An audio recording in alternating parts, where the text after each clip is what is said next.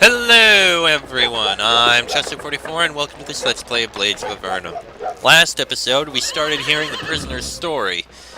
He was imprisoned for some reason that I think may have been related to the fact he was part of a group of brigands, or a gang, something like that. And he's a mage, which isn't exactly smiled upon from what I've been hearing. At least not in this group. He was being brought to hung when suddenly a rebel group suddenly burst in and killed all the guards to try and save who I believe was their leader. A leader who was not saved because this guy, Emery, decided, okay, I'm saving myself, and jumped into the cart. The rebels didn't realize anything was wrong, and when Emery leapt out with one of the rebels had no idea who he was. Long story short, he managed to get away with it until an old friend happened to find him, causing more confusion, and then suddenly a bounty hunter appeared out of nowhere and got in a fight with the rebel. So now, this guy and his friend are now running. Well, he's running, carrying his friend. The city was as putrid as I remembered, and Sly was getting really heavy. I wasn't in great shape. 5 years in a prison cell you can hardly turn around in will do that to you. I didn't exactly have a lot of reason to stay fit. If I kept dragging him along for much longer, I'd wind up unconscious like he was. I couldn't just dump him, though, not in some alley like this.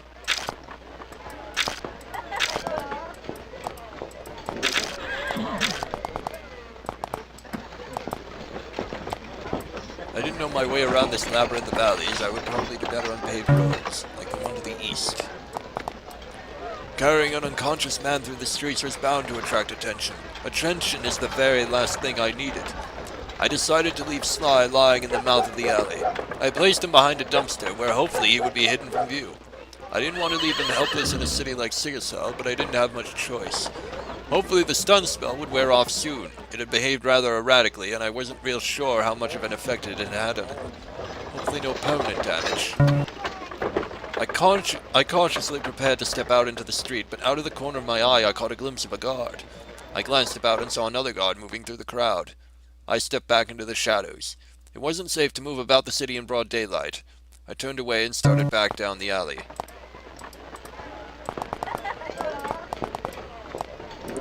I decided that sticking to the alleys was my best bet. Moving through the streets in broad daylight was a sure way to wind up back at the gallows. A man stepped out of an intersecting alley to bar my way.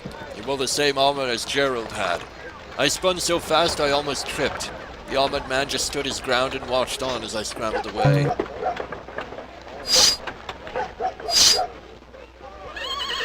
I was surrounded. I wanted to shout, but there was no point. Nobody would come to help. A damp rag was pressed against my face and I lost consciousness. I woke groggily to find myself sitting in a dark room. I attempted to stand but couldn't move. I'd been bound to the chair.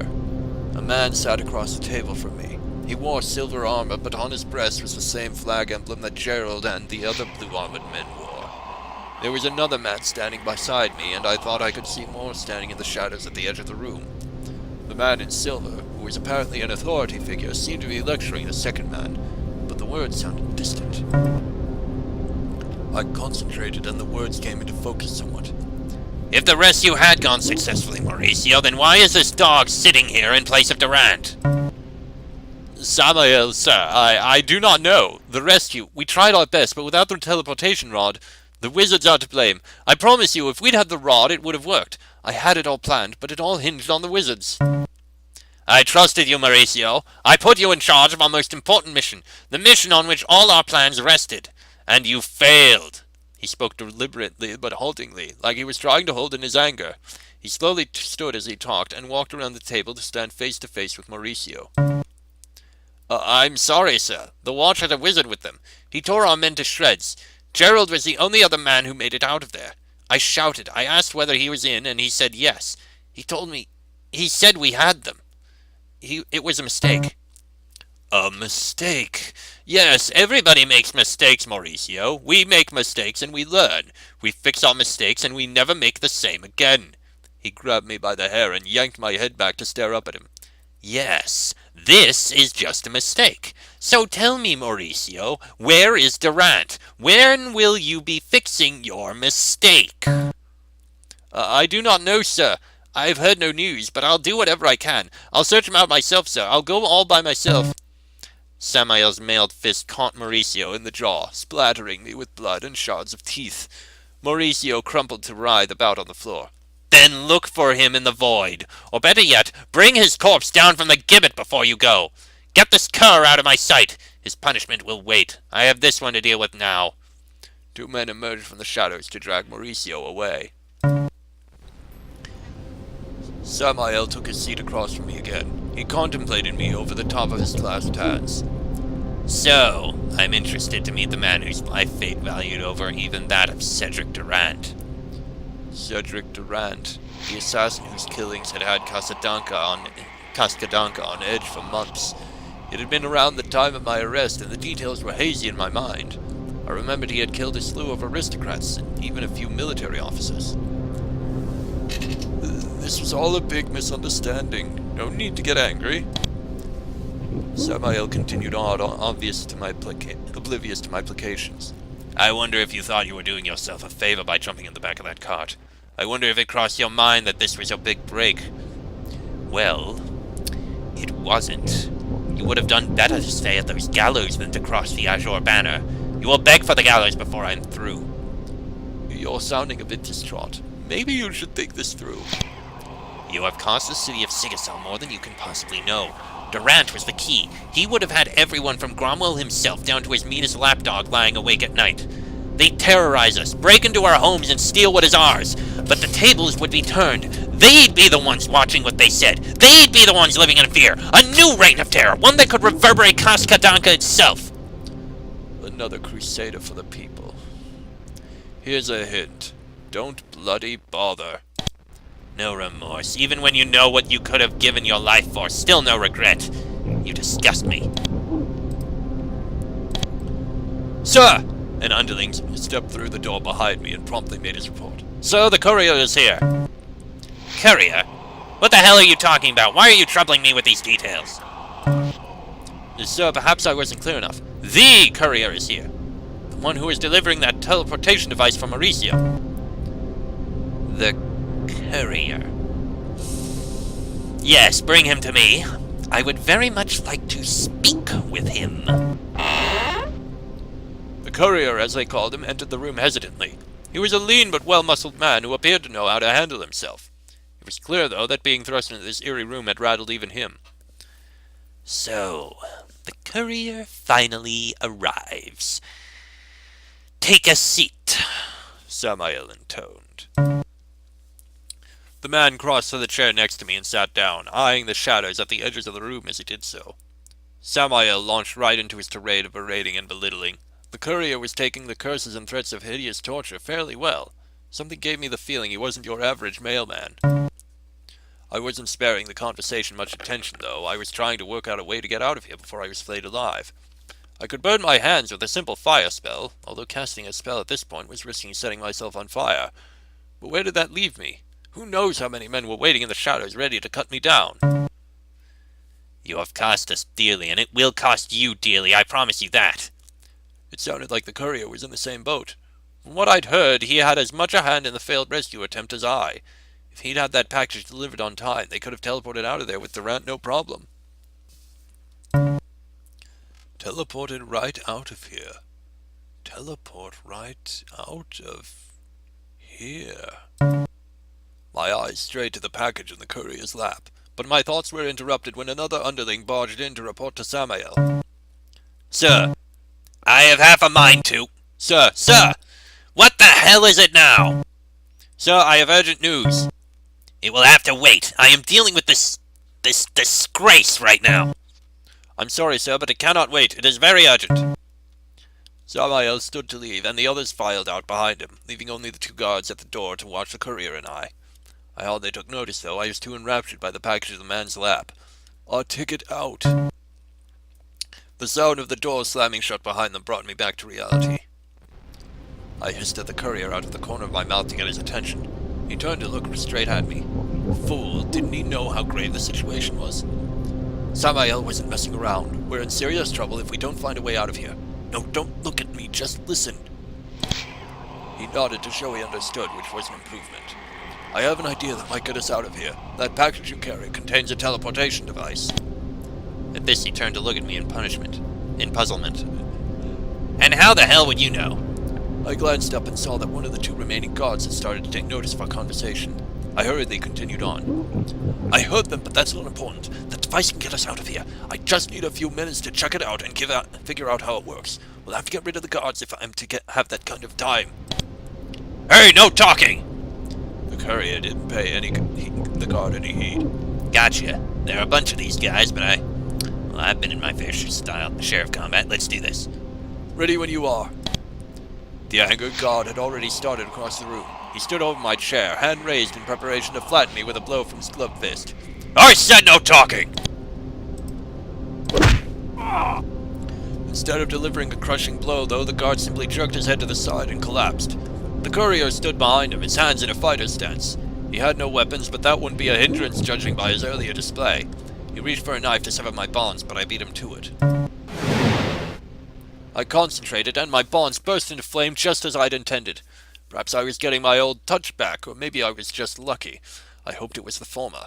I stood and shook off the burned remains of my bonds. Suddenly the door to the north burst open again, and Samael strode into the room, issuing orders to the subordinates that trailed him. Tell them to hold off the watch long enough for us to escape with the teleportal, and then to make their own exit through the escape tunnels. Execute these fools. We cannot take them with... Suddenly he noticed that I was no longer bound, and that a corpse lay at the feet of the courier, who from the look of it was ready to make some more. I wasn't sure what was worse news, that Samael had given the order to execute us, or that the city watch was on its way. Samael seemed to be more immediately pressing.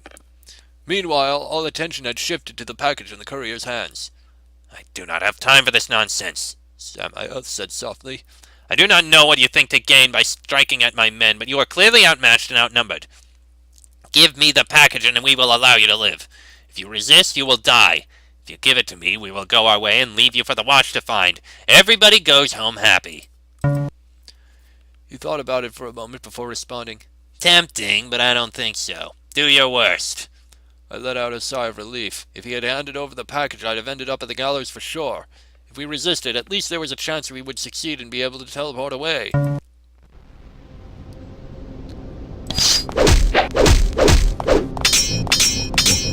Oh boy.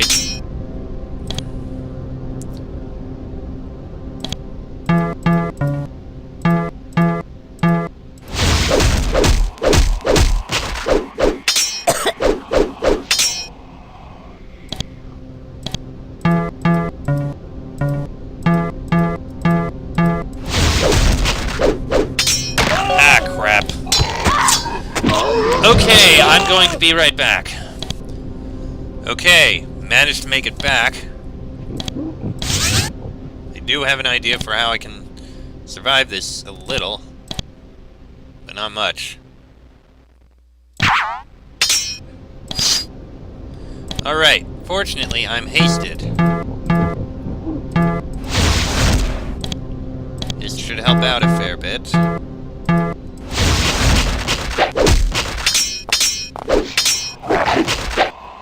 That did definitely help out a lot.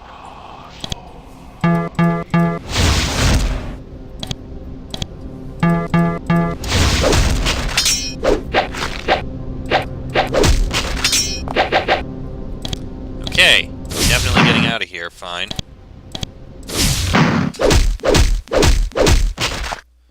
The last of the blue-armored men fell dead. The courier stood among the carnage, panting lightly.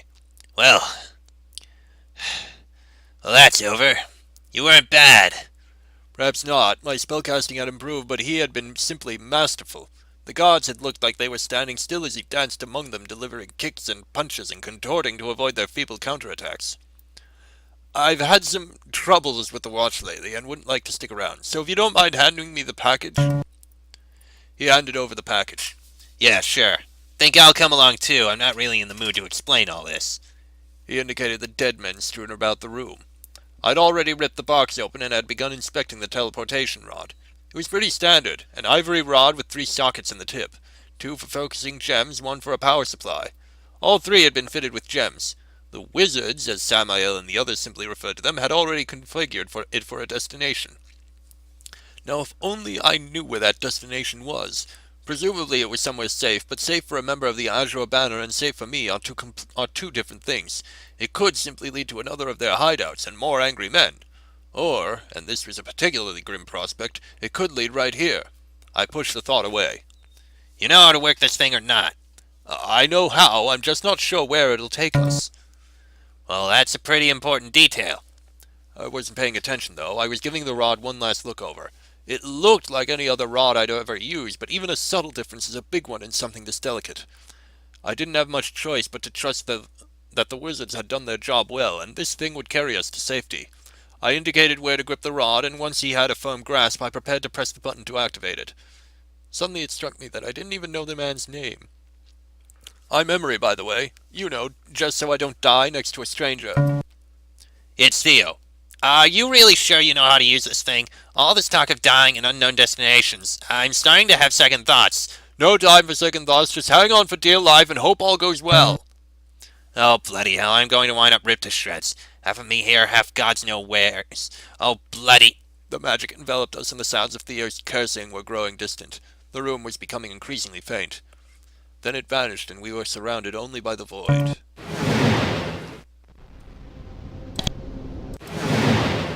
When we reappeared, we were standing in a clearing just outside the city walls. I don't know what happened those next couple hours, except that they were happier than the last 5 years of my life combined. The trees, the grass, the blue sky. It was all so wondrous. But most of all, it was silent. There were no shopkeepers crying their wares, jeering crowds, rude passer-by bumping through the crowds. That was all on the other side of the wall. The din and the masses had no place here. They were confined to their cell thousands of miles away, and I was free. I am free. I stayed in that clearing until night fell. At some point Theo left, although I didn't mark his departure. I was too busy enjoying my freedom the way I'd long given up even dreaming of doing. As night fell, the entrancing beauty of the day left, and the charm that it had cast on me faded with it. I realized then that I hadn't eaten since the slop that morning, and was famished. I dimly remembered Theo mentioning the Tabard Inn before he left, and the promise of roast pheasant was too great to resist.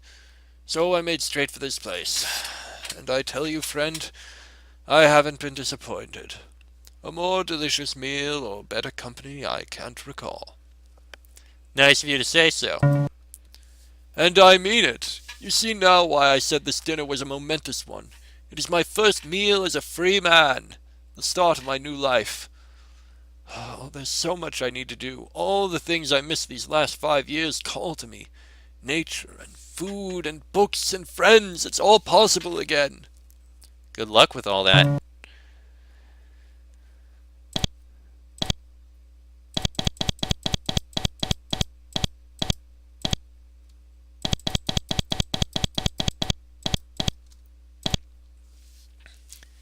And so ends the story of the prisoner. He certainly had quite a story to tell.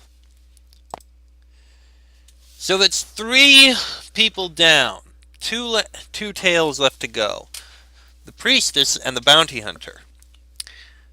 So we now know fully how the merchant and the prisoner were linked together. That's pretty much solved.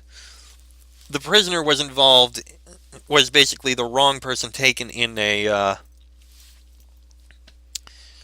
in rebels trying to break their leader free. That failed.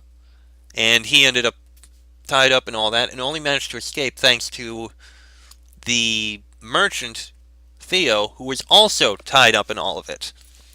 Thankfully, they both managed to escape. There's still quite... And the knight, we know his part in all this. The merchant was attacked by, it seems, this bounty hunter, who was after Sly. He attacked Sly, ended up, well, doing bad things to, what's his name? To Theo. So The knight tried to save him, managed to save him, but Theo had his own problems, and that all happened. That said, I am very curious about what's going on with this bounty hunter. He's been appearing in the background for moments, but we still don't know his deal. The priestess is on the side here. We'll be speaking with her next. She hasn't appeared much. She's apparently from the same chapel as the knight, almost certainly. So, obviously, we might hear a bit, religiousness and stuff like that. But I swore I saw her in the crowd at the hanging. I don't think she's related to the whole deal with that rebel attempt, the Blue Banner. So she was probably just someone watching there. But that still begs a question. At the end of the night's story, she showed up with a cart and someone in the back. I don't know who. And what's the deal with this Sly? Why was he under attack by the bounty hunter? Questions remain, and we will find them out in the next coming episodes. I'm going to end this one here. Next episode, we'll find out what's going on with the priestess. Till then, I'm Chester44. That is our bard. This has been a Blades of Avernum Let's Play, and I shall see you all next time.